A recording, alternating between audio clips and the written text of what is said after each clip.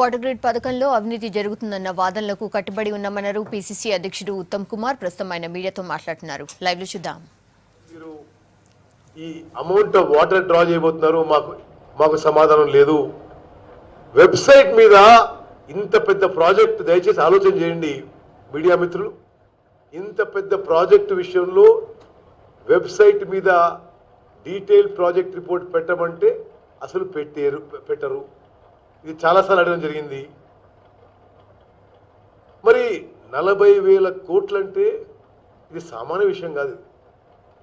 మరి దీనికి ఒక ప్రాపర్ జస్టిఫికేషన్ ఉండాలి. దానికి ఎటువంటి జస్టిఫికేషన్ లేదు. మరి ఇక్కడ ఈ విషయంలో చాలా అనుమానాలు ఉన్నాయి.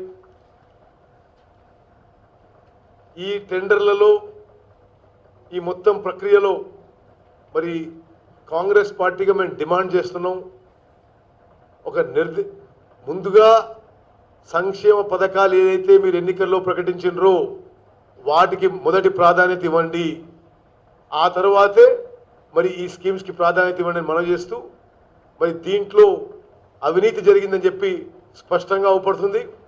అది ఖండిస్తున్నాం. ఆ టెండర్లని రద్దు చేయమని అంటున్నాం.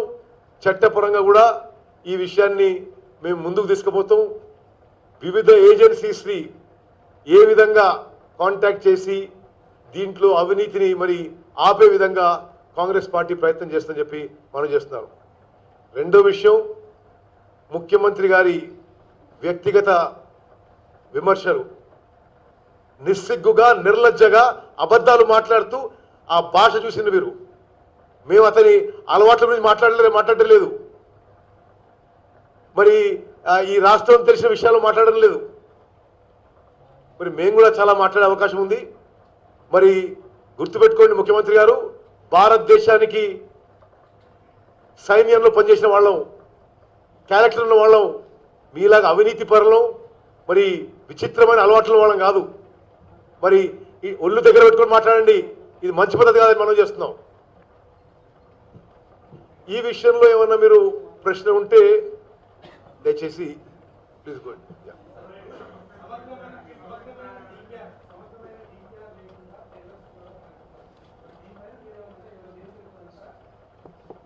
డెఫినెట్గా మేమేమంటాం అంటే ఏసీబీ చాలా ఉత్సాహంగా పనిచేస్తుంది. ఇవాళ రేపు మేము ఏసీబీ డీజీని అడుగుతాం, చాలా ఉత్సాహంగా పనిచేస్తున్నారు మీరు, అది 5 కోట్ల పుచ్చాడట, ఇది 40,000 కోట్ల పుచ్చాడు, ఇది కూడా అని చెప్తాం.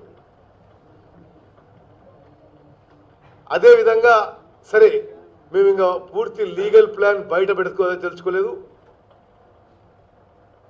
బట్ ఇది చాలా సీరియస్గా తీసుకునే విషయం.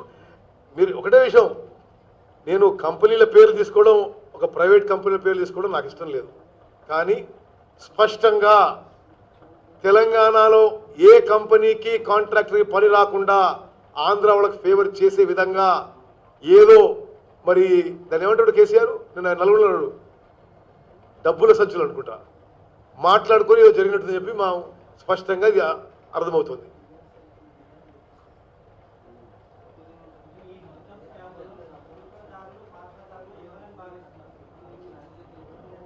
ఈ శాఖకి మంత్రి మొత్తం ఆయన ఆధ్వర్యంలో జరుగుతుంది. ఈ శాఖకి మంత్రి దీనికి రెస్పాన్సిబిలిటీ వహించాలి. మంచి అయినా సరే చెడైనా సరే.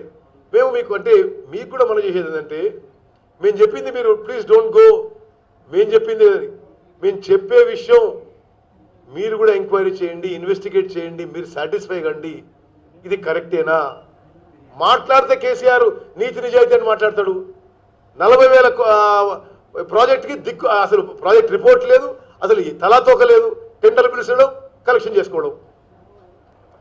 మేము ఒకటే మనం చేస్తున్నాం. తెలంగాణ ప్రజలు కూడా అర్థం చేసుకోండి, 40,000 కోట్ల ప్రాజెక్టుకి చేయాల్సిన హోంవర్క్ జరిగిందా? దీనికంటే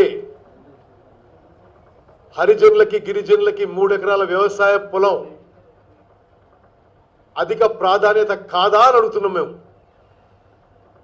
దీని తర్వాత ఈ ప్రక్రియలో, ఈ టెండర్ల ప్రక్రియలో అవినీతి జరిగింది అని ఒక నిర్దిష్టమైన ఆన్ రికార్డ్ నేను ఒక అలిగేషన్ చేస్తున్నాను.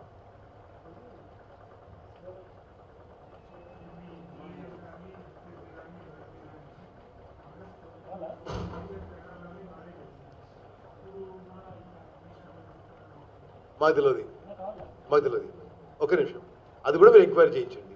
నేను ఒకటే అంటున్నా, మీరు అర్థం చేసుకోండి విషయం. ముందు ఒక టెండర్ పిలిచారు, ఇదే వరకు 14 ప్యాకేజెస్లో నాకు ఫిగర్స్ గుర్తులేదు కానీ ఒక 50 crores ఎలిజిబిలిటీ పాయింట్. ఎలిజిబిలిటీ పెంచేసి గతంలో ఏ ఆర్డబ్ల్యూఎస్ వర్క్లో ఎన్నడూ లేని విధంగా ఆ ఇంటేక్ విల్కి ఆ టెక్నికల్ క్రైటీరియా కూడా మరి ఒక కంపెనీకి ఫేవర్ చేసుకోవడానికి తీసుకొచ్చారు. మేమేమంటారు అంటే, మీరు చేయదలుచుకుంటే పారదర్శకంగా మరి తెలంగాణలో కంపెనీలు కాంట్రాక్టర్లు కూడా పాల్గొనే విధంగా ఓపెన్ బిడ్డింగ్ చేయండి. 3-4 ఎందుకు క్లోజ్ బిడ్డింగ్?